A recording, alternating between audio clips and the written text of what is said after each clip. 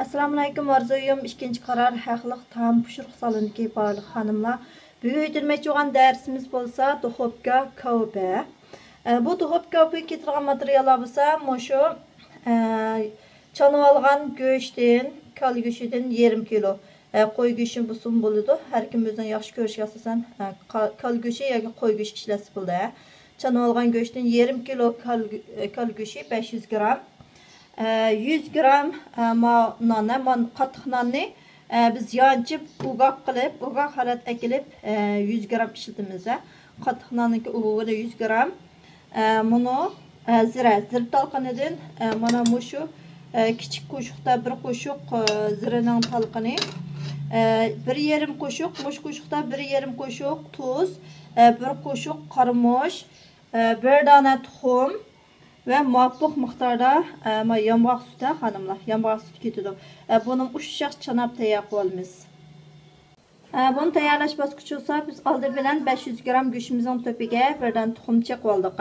Undan keyin mavzira, qarmosh, tuzning aralashmasini to'kdik. Undan keyin abayqi nanimizni mushunaq ugoq holat keltirib oldik. Bu 100 gram non ugogi. Bunun ustiga 100 gram non ugogini qo'ydik xonimlar. Onun keyin yong'oq sutini mushunaq ushshaq to'g'rab olgandik. Bunun ustiga yana yong'oq sutini to'kdik.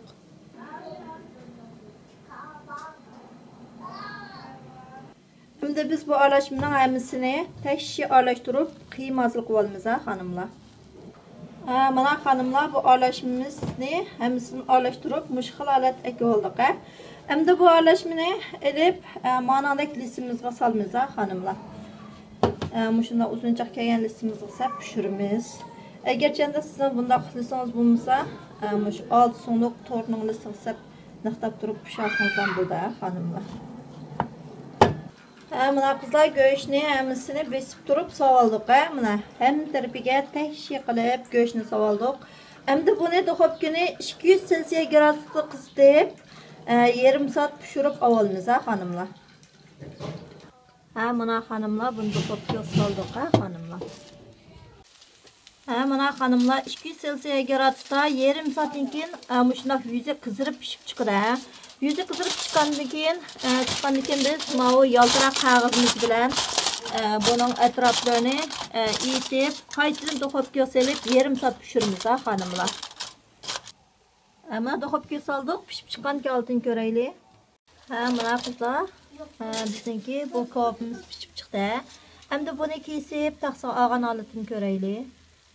Mana xonimlar, bizning duxovka kavbimiz pishib chiqdi. Shunchalik yeyishlik, shunchalik damlik, qizirishimi shunchalik chiroyli qizirib pishib chiqdi xonimlar. Bu mehmonlar kelganda, shundoq bezab dasxona chiqsangiz, dasxonning bir zinnati bo'la oladi xonimlar. Uni olsa bugungi darsimiz tamom bo'ldi. Ko'rishishdan omon bo'lingizlar qizlar.